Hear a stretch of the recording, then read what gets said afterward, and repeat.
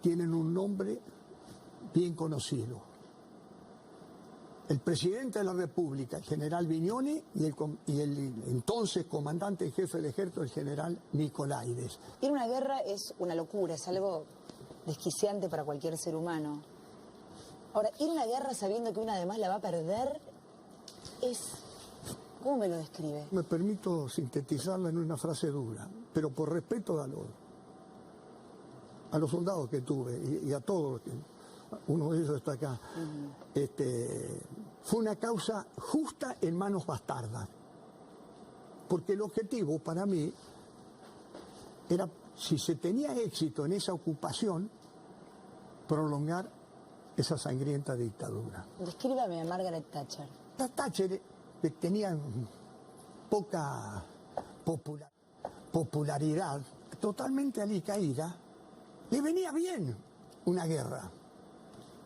Total, la Thatcher tampoco vino a pelear. Y Galtieri le venía bien una guerra como para prolongar la dictadura. Ese fue el disparate. En la guerra pierden los dos.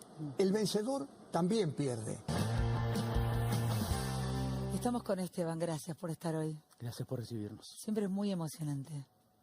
Hoy fue un día muy fuerte, muy movilizante, porque tuvimos mucho tiempo para pensar, para contestar, para saludar. Mucha gente saluda y te reconoce esas cosas que tardamos muchos años en recibir, ese abrazo del pueblo, de los jóvenes, y contestarles y hablarles de grandezas.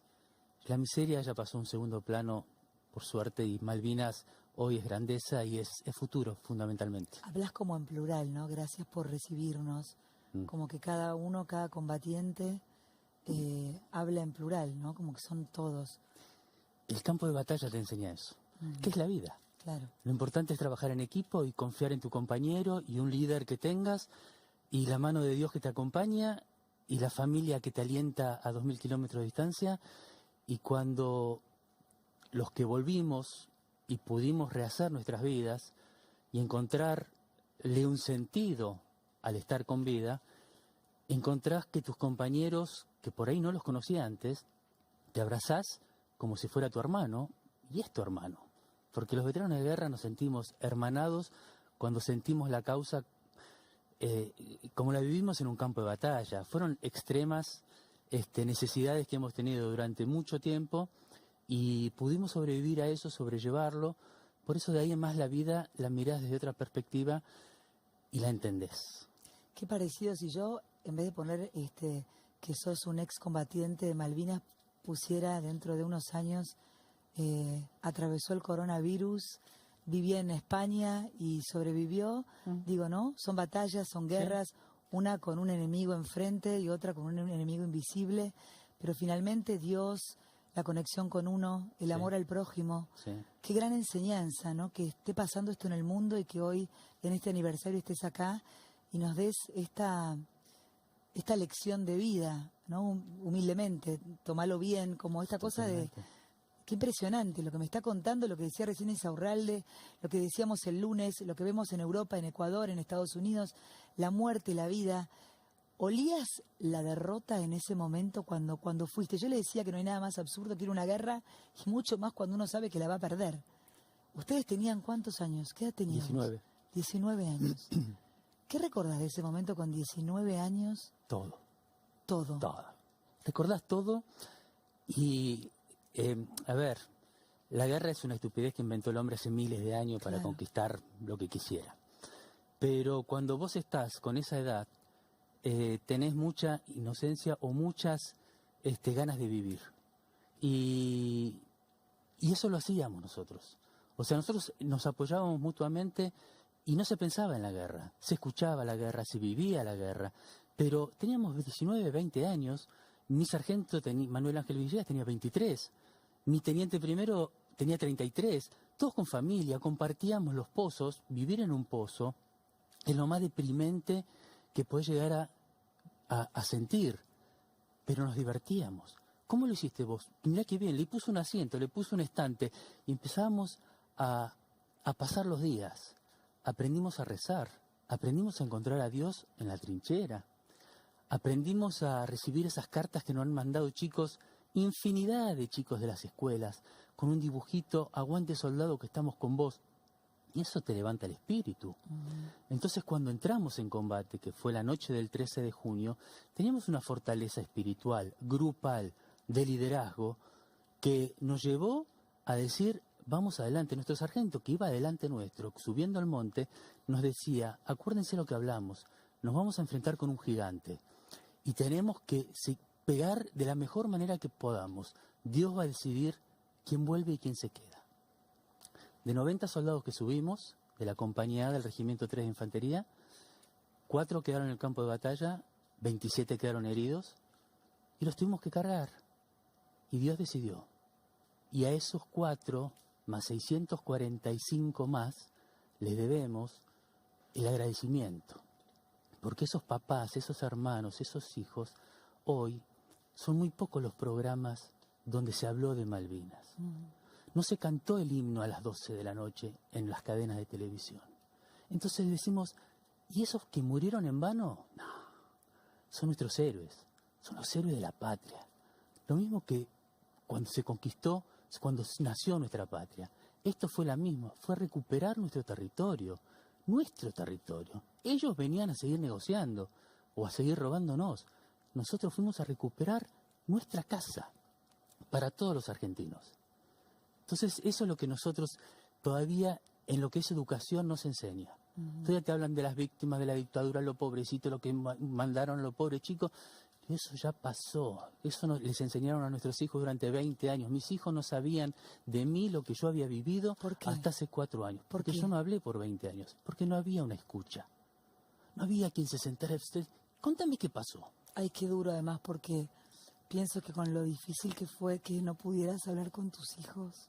Ni con mis hijos, ni con mis padres, Ni con nadie. ni con mi hermana. Entonces, y cuando salí a buscar trabajo, que era técnico electrónico, me dijeron, no, loquito de la guerra no tomamos. Y eso nos pasó en varias empresas. Entonces yo me mantuve en silencio. 20 años no hablé de la guerra. Formé un hogar mal, obviamente, sin bases. Nacieron mis 2 hijos, Ian y Daniela, que hoy estamos consolidados. Pero fue un crecimiento que yo tuve una contención social, familiar, conseguí después un trabajo. Pero hubo muchos compañeros que no. Y muchos compañeros que se quitaron la vida. Y esa es una deuda que tiene el Estado Nacional con esas familias. Porque nadie los contuvo. Entonces hubo compañeros que salieron a luchar por nuestros derechos en el año 83. Que era la dignidad, era el trabajo, era la salud. Nadie se encargaba de nuestra salud. Ibas al hospital militar, te decían, no, ya sos civil, vos sos civil. Ibas al hospital civil y decían, no, vos te mandaron los militares. No eras nada, para nadie. Ni para los gobiernos democráticos. Entonces hoy se revirtió todo esto. Hoy tuvimos hace 3 años un primer desfile. ¡Primer desfile! Para los 35 años. Tan difícil. Para que nos abracemos con el pueblo y el pueblo nos diga gracias. Y nosotros lloremos con el pueblo y le digamos gracias. Por todo lo que hicieron por nosotros. Que es lo mismo que están haciendo hoy. Hoy el pueblo está lleno. Muestran grietas. Que las grietas las vamos a tener siempre. Siempre hay puñaditos. Pero la masa de los argentinos, somos solidarios, nos sacamos lo que tenemos puesto. Hoy la primera línea la quedan cubriendo todos los que son de salud, de alimentación, de seguridad, Fuerzas Armadas. Y ese aplauso a las 9 de la noche, yo vivo en Parque Chacabuco, te llena de vibra, te llena el espíritu. Y vos ves como los balcones, los chicos chiquitos, y después cantamos el himno. Y vos decís, estamos cantando el himno, y por ahí vas a un acto, y están con las manos en el bolsillo y decís, no, nadie le interesa. Hoy sí, vamos a tener un mundo distinto. Si podemos revalorizar y saber agradecer a las que hoy están trabajando por nosotros, por todos nosotros, ustedes mismos, sin ir más lejos, acá se está informando. Y el pueblo hoy se está enterando de cosas de Malvinas que tal vez hoy en la escuelita escribieron, hay jóvenes, movimiento de jóvenes por Malvinas, se está trabajando chicos de entre 15 y 30 años, donde se están interesando, porque digo, nosotros nos vamos a ir yendo. Necesitamos una voz que cuando no estemos más, transmitan y sigamos con esta llama encendida. Ay, me hiciste llorar. Si no fuera que estoy en televisión, yo estoy tirada acá llorando en el suelo. Te quiero agradecer un montón. Es muy admirable. Me quedo pensando en esos 20 años en los que no pudiste decir ni hablar, pero te veo hoy y me alegra el alma y también cómo contar a nuestros hijos qué fue la guerra de Malvinas y encontrar tipos como vos que se quedaron sin resentimiento y sin odio, aunque lo habrán tenido en su momento. No. ¿No? No. Es muy... Nada, pienso en la gente que se murió y además quiero mandarle un beso a todas las mujeres, sí. A todas las madres de ustedes, a las hermanas, a las sobrinas, a las mujeres que esperaban una carta, que esperaban que llegaran. Algunos llegaron y otros no. Pero hablaste mucho de Dios y Dios es el que dirige la orquesta, así que acá estamos como soldados para hacer lo que Él quiera. Muchas gracias, Esteban, un placer haberte conocido. Gracias y déjame permitir, sí. Estamos trabajando mucho con las escuelas en estos momentos y a través de las redes y siempre a través de la página de Malvinas Educación y Valores. Quien quiera, a cualquier punto del país, vamos a hablar de valores, de orgullo. No hablamos de la miseria, ni de lo que pasó. Eso ya pasó, vos lo dijiste. Entramos en un mundo mejor. Gracias. Qué placer, Gracias. Un placer. Me voy a la mesa con este tape. Impresionante operativo en Freire y General Paz. Este colectivo fue derivado desde la provincia de Jujuy. No se sabe por qué y su procedencia, si es que iban a realizar la salida del país. La policía de la ciudad, en un retén, procedió a pararlo. Un micro a larga distancia con pasaje completo, son 62 personas. Pidió colaboración con el SAME, aplicamos protocolo. Se le hizo un examen clínico a los pacientes. Este micro venía del norte, así que procedimos a examinar a los pacientes. Hay una paciente que tiene hipertermia, o sea, está con fiebre. Por protocolo la vamos a llevar a un hospital de gobierno de la ciudad, por protocolo. Y el resto, bueno, el juez determinará qué conducta seguir. Bueno, le voy a ceder la palabra a Guido y Argento, por favor, pues yo sigo emocionada. Me encanta la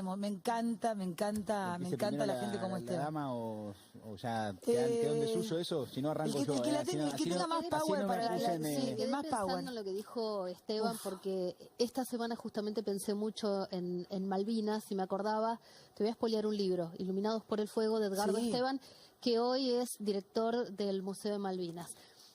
Después de todo lo que cuenta, cosas tremendas sobre lo que pasaron los soldados en Malvinas, finalmente vuelven a la Argentina.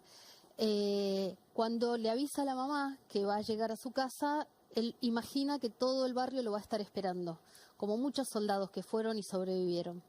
Y él había prometido que si volvía con vida iba a llegar de rodillas hasta su casa. Y entonces era de noche, se arrodilla y empieza a caminar de rodillas hacia su casa. Cuando dobla en la esquina, él imagina que todo el barrio lo iba a estar esperando y aplaudiéndolo como un héroe. Cuando dobló de rodillas en la esquina, la única luz que estaba encendida era la casa de su mamá y la única persona que lo estaba esperando era su mamá. Yo creo que hoy los argentinos tenemos la oportunidad, no solo con Malvinas, con el coronavirus también, de salir a la calle o de hacer lo que tenemos que hacer cada uno desde nuestro lugar, y que los enfermos y que los médicos y que los soldados e incluso los políticos no tengan solamente a su mamá acompañándolos. Ay, bueno, somos minas, las mujeres tenemos útero, entienden, tenemos útero y sentimos distinto, pero igual los amamos porque los necesitamos. Los hombres también, ¿no? ¿Tienen útero estos dos? No, pero también hay ya sé, pero bueno, ¿no? Nada, es que nos conmueve absolutamente pensar en esas madres, mujeres. ¿Te puedo romper el clima, Vivi? Rompé lo que quieras, porque si alguien lo rompe, yo le pido un whisky. Yo no puedo más, chicos. Bueno, hoy recalculó el gobierno. Sí. Ayer el ministro de Salud, Ginés González García, en una videoconferencia con la Comisión de Salud de Diputados, adelantó que se venía un nuevo decreto de necesidad de urgencia para declarar todo el sistema sanitario de interés público. Esto puso en pie de guerra a los empresarios del sistema de prepagas y también en parte a los sindicatos que manejan en buena medida las obras sociales, porque decían que algunos tuvieron acceso al supuesto borrador del DNU y decían que era confiscatorio. ¿Cómo terminó todo esto? Bueno, al mediodía hubo una reunión en el Ministerio de Salud, en el segundo piso, en el despacho de Ginés González García, y allí se acordó que va a haber una suerte de mesa de coordinación que se va a reunir por primera vez el sábado, que es justamente para evaluar los insumos críticos y para evaluar la cantidad de camas. Es decir, en el decreto lo que quedaba abierto de alguna manera era que el Estado iba a poder utilizar las camas del sistema privado para aquellos que no eran socios, digamos, del sistema. Guido, perdóname, pero es un nuevo paso en falso del ministro Ginés González García. Paso en falso, el digo. dato que yo tengo, ¿Por qué paso en falso? ¿Por qué paso en falso? El instrumento va a ser una resolución, y como la autoridad de aplicación del decreto de necesidad de urgencia original de esta pandemia es el Ministerio de Salud, digamos, Ginés González, por ejemplo, el 14 de marzo ordenó cerrar las fronteras para los no residentes. Eso no lo hizo el presidente, no lo firmó el presidente de la Nación, sino el ministro de Salud. Digamos, ese es el poder que hoy tiene la firma del ministro y de su segunda, Carla Bisotti. ¿Por qué digo paso en falso de Ginés González García? Nuevamente, porque ya cometió varios, son una cadena de errores que toda la política lo ve, lo que pasa es que de alguna manera lo están protegiendo. Hasta septiembre, dijo Insaurralde. Sí, todo lo que tenga que hacer lo dejo hasta septiembre. Porque Alberto Fernández lo quiere, lo respeta, veremos hasta cuándo lo hace. Termino con esto, Pablo, termino con esto. ¿Por qué digo paso en falso? Porque se hablaba de la intervención del Estado en todo el sistema sanitario. Bueno, de la intervención del Estado en todo el sistema sanitario pasamos a lo que dice Guido, una mesa de coordinación conjunta con el sistema privado. Nuevo paso en falso de Ginés González García. Me da la impresión de que Caruso tiene otro punto de vista, pero me da la impresión. Acá hay una decisión tomada y tiene que ver que el Estado es el que va a administrar los recursos sanitarios. Si es a través de un decreto, que evidentemente no lo va a hacer, a través de una coordinación y más. Pero lo que está claro, de la misma manera que se hizo en Irlanda, que se hizo en España, que se hizo en Chile, es el Estado el que va a tomar las decisiones. En Chile se hizo hoy. En Irlanda es distinto el sistema médico. Pero políticamente... Porque el 90% es público. Acá bien, pero en la salud es pública, pero nada más el 30% de la gente se atiende. Pero Guido, en términos políticos es lo mismo. Es efectivamente la política. Volvemos un poco a la discusión de ayer. Es la política la que toma decisiones porque no puede administrar eso el sector privado. Pero Pablo, la política tomó una decisión de ir con el DNU, se reunió con los empresarios y los empresarios le torcieron el brazo. Dieron marcha atrás con el DNU. Pero vos te crees que los conflictos de interés juegan solamente Mirá que los laboratorios han tomado gobiernos en la Argentina, es la historia de la Argentina. Vos sabés que hoy se cumple el día 1 del primer caso de coronavirus confirmado en la Argentina. El día 1, ¿te acordás? El pasajero que vino, pidió sushi en la clínica. Bueno, a partir de ahí se hicieron 6.200 test en la Argentina. En 30 días, en un mes, 6.200 test, un poquito más. Son alrededor de 30 por día. ¿Saben cuánto hace, por ejemplo, Alemania? 60.000 test por semana. Inglaterra hace 10.000. Y no hablemos de países europeos, hablamos de acá, la región, Uruguay, Brasil, Perú, hacen muchísimo más test que la Argentina. Sí, pero ojo que no es un problema de voluntad solamente. Ginés González García dijo, con test rápidos no podemos salir porque te pueden dar el falso negativo. Claro. Y están trabajando para tener Pero Uruguay hace más, Brasil hace más, Perú hace más. La semana pasada que el presidente se enojó y los gobernadores, todos pidieron, por favor, quédense en sus casas. ¿Qué pasaría si hacemos test masivos y te quedas tranquilo porque te dio negativo? ¿La gente no empezaría a salir a la calle? Es que los test masivos son para otra cosa, y de hecho Ginés en esa videoconferencia anunció que va a comprar 200.000 test que son para hacer investigación epidemiológica, justamente para ver quién desarrolla anticuerpos, quién no, pero no sirven, como bien decís, para diagnosticar. Pero además se van a comprar más PCR. Disculpe, chicos, que los interrumpan, me quedaré hablando todo el tiempo, pero tenemos en línea al mayor retirado, Alberto Astorga, que reclama a la Ciudad de Buenos Aires que le otorguen las pensiones a los oficiales y suboficiales veteranos de guerra. En un día como hoy, bueno, es muy importante que escuchemos este reclamo. Mayor, ¿cómo le va? Buenas noches, Viviana Canosa lo saluda. Viviana, ¿qué tal? Buenas noches, un gusto escucharte y mi especial saludo para Esteban Tries, con quien compartimos el mismo regimiento en la Guerra de Malvinas. Le pido que no me haga llorar como Esteban, pero me parece que el reclamo es súper legítimo y me gustaría que le cuente a la audiencia qué es lo que están reclamando. Bueno, cómo no. Lo que se reclamó, porque ahora lamentablemente se ha suspendido ese tipo de reclamos, es que la ley número 1075 del año 2003 estableció un subsidio para excombatientes de Malvinas de la Ciudad Autónoma de Buenos Aires.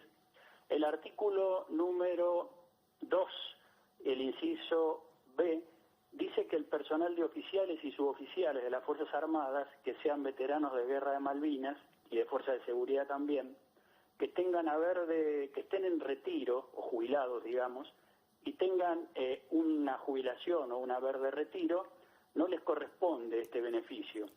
Y entonces ahí ha generado una situación conflictiva porque los pone en desigualdad de condiciones, con diferencia de todas las demás provincias del país, donde los veteranos de guerra en todas las provincias, los que son oficiales, suboficiales y que tienen un retiro o una jubilación, por sus años de trabajo, por sus años de servicio, la Ciudad Autónoma de Buenos Aires no les paga este subsidio porque dicen que ya tienen un beneficio que es la jubilación por los años que trabajaron dentro del ejército.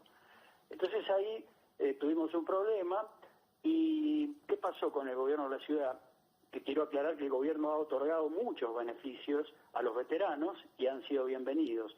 Pero en este del subsidio, en el año 2011, la Subsecretaría de Derechos Humanos de la Ciudad Autónoma de Buenos Aires cerró el registro de beneficios para este subsidio. Y todos los veteranos que presentaron, que eran oficiales o suboficiales, y presentaron después del 2011 estos reclamos para que le otorguen el beneficio, no se los aceptaron por cuanto el registro ya estaba cerrado. Ese es el problema que hay ahora, con un grupo reducido, porque acá en la Ciudad Autónoma de Buenos Aires son pocos estos veteranos que han quedado sin el beneficio. Mayor Astorga, no, le decía, me tengo que ir al corte, veo que mi programa dura muy poco, pero me interesa para la semana que viene conversarlo con usted un poco más, y bueno, teléfono para la reta, claramente, así que vamos a tomar contacto, si le parece, la semana que viene para hacerlo un poco más extenso. Le agradezco muchísimo y me quedé sin tiempo. No, por favor, al contrario, muchísimas gracias a ustedes por haberme conectado. Hasta luego. Por favor, en un día tan especial, además, me voy al corte. Yo quiero hablar con Carlos Lorefis, el dueño del canal. Cualquiera, necesito más tiempo. O que nos den 2 horas los fines de semana. Algo, necesitamos más tiempo, porque no llegamos. Estas incorporaciones maravillosas que tengo, este equipo que tengo, el equipo entero, el canal, todos los técnicos, queremos más tiempo. Ya venimos, no te vayas.